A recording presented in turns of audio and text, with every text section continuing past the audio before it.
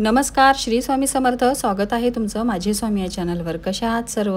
मस्त ना? मस्तच राहा आणि स्वामींची सेवा करत राहा. नवस स्वामींना कसा बोलावा, स्वामींना कोणता नवस करावा, स्वामींना कशा प्रकारे आपण नवस करू शकतो, कोणते नवस स्वामींना आपण करू शकतो आणि तो नवस फेडावा देखील कसा, हे सगळं मी तुम्हाला या व्हिडिओमध्ये सांगणार आहे. तर व्हिडिओ स्किप न करता व्हिडिओ संपूर्ण शेवटपर्यंत बघा, म्हणजे तुम्हाला व्यवस्थित माहिती कळेल. आपण आपल्या आयुष्यामध्ये एकदा का होईना आपल्यावर संकट आलं किंवा काहीतरी मोठी अडचण असली तर आपण देवाला नवस हा बोलतोच.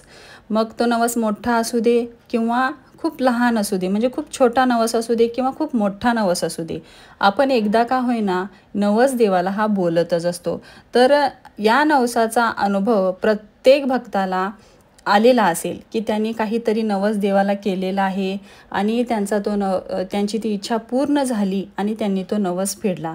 असे पण बरेच भक्त असतील की त्यांनी देवाला नवस केलेला आहे पण त्यांची अजून ती इच्छा पूर्ण झाली नाही, त्यांचा तो नवस तसाच राहिलेला आहे. तर आपण प्रत्येक देवाला नवस करत असतो.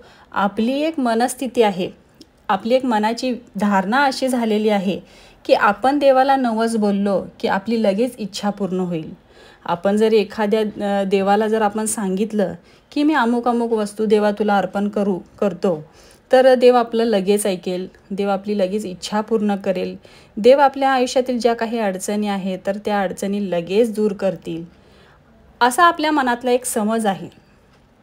आपल्या मनाची एक विचारधारणा तशी झालेली आहे की आपण जर देवाला नवस बोलला तर आपल्या इच्छा लगेच पूर्ण होतात. त्यामुळे लाखो करोडोने भाविक भक्त देवाला नवस बोलत असतात. एक जण तर मला वाटतं की देवाला दर्शनाला जातानाच ते देवाला नवस बोलत असतील. एखाद्या मंदिरात ते गेले की ह्या देवाला हा नवस बोलायचा, दुसऱ्या मंदिरात गेले त्या देवाला दुसरा नवस बोलायचा, असे बरेच जण करत असतील असं मला वाटतं. कारण की शेवटी आपण माणूस आहोत, कुठे ना कुठेतरी आपल्याला वाटत असतं की माझ्या जीवनात सुख असावं, प्रत्येक दुःखातून मला देवानं सावरावं, ह्यातून बाहेर काढावं. आपण भरपूर प्रयत्न करतो पण शेवट मार्ग म्हणून आपण देवाचे पाय धरतो आणि काय करतो, देवाला नवस बोलतो. तर कशा प्रकारे आपण स्वामींना नवस बोलावा? आता आपण बऱ्याच देवांना नवस बोलतो. काही ठिकाणी आपण काय करतो, कोणत्याही देवीला आपण नवस बोलतो, देवांना नवस बोलतो. तर साडी ओटीचा नवस बोलतो, फक्त ओटीचा नवस बोलतो, पेढे. एक जण असा नवस बोलतात की मी चालत पायी येऊन तुझं दर्शन घेईन, असा देखील नवस बोलले जातात. काही दक्षिणा अर्पण करण्याचा नवस बोलला जातो. सोन्याच्या वस्तू, चांदीच्या वस्तू अर्पण करण्याचा देखील नवस बोलला जातो. अभिषेक, एखादी घंटा आपण मंदिरात अर्पण करू, असा देखील नवस बोलतो. काही पशूंचा बळी देखील देण्याचा आपण नवस बोलत असतो. असे खूप नवस आहेत. त्यांची जर लिस्ट काढायला गेले तर पूर्ण व्हिडिओ आपला त्यातच राहून जाईल. तर असे खूप नवस असतात. मग यापैकी कोणता नवस आपण स्वामींना बोलायचा असतो की जेणेकरून स्वामी आपली लगेच इच्छा पूर्ण करतील आणि आपल्या मनासारखं सगळं घडेल? तर स्वामींना जर तुम्ही नवस बोलणार असाल तर यातील कोणतीही गोष्ट स्वामींना सांगू नका. कोणताच नवस स्वामींना सांगायचा नाही यामधला. आता तुम्ही म्हणाल की तुम्ही तर आता सांगत होता असे नवस तुम्ही बोलला तर तुमच्या इच्छा पूर्ण होतील, असं आपण नवस बोलतो मंदिरात जाऊन, हे सगळं आपण करतो. पण खरंच हे मनातून तुम्ही विचार करा की खरंच देव या सगळ्या गोष्टींचा भुकेला असतो का? आणि आपले स्वामी तर हे ब्रह्मांड नायक आहेत, ते सृष्टीचे पालन करता आहेत. त्यांच्या इच्छेशिवाय कुठल्याच गोष्टी घडत नाहीत. मग या सगळ्या गोष्टींचा भुकेला आहे का आपला स्वामी? अजिबात नाही. त्यांना या गोष्टीची काही आवश्यकताच नाही, काही गरजच नाही. ते सृष्टीचे पालन करता आहेत.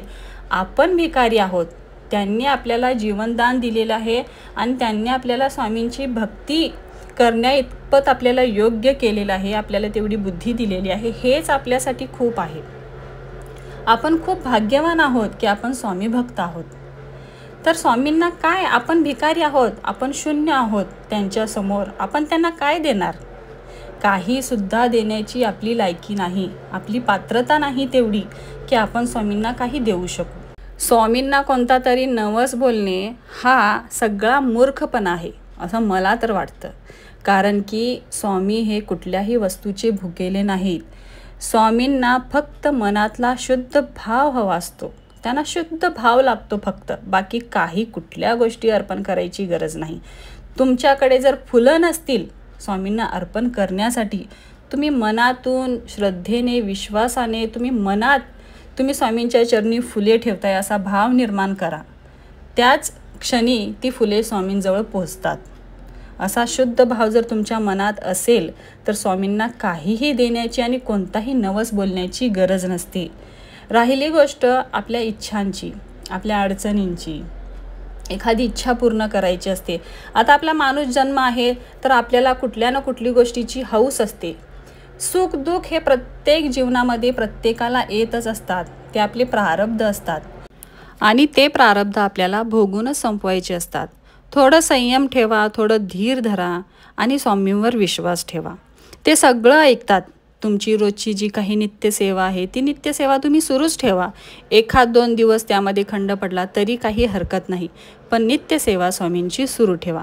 नित्यसेवेमध्ये 11 माळी जप आणि रोज 3 अध्याय आणि स्वामींची दोन्ही वेळेला आरती. जर तुमच्या घरामध्ये नॉनव्हेज संध्याकाळी वगैरे आणत असतील तर 1 वेळा स्वामींची आरती करा बास. या सेवेव्यतिरिक्त बऱ्याच अशा ढिगाने सेवा करत बसू नका. ही एवढीच तुम्हाला घरातली कामं करता स्वामींची सेवा करता येईल एवढीच सेवा स्वामींची करा.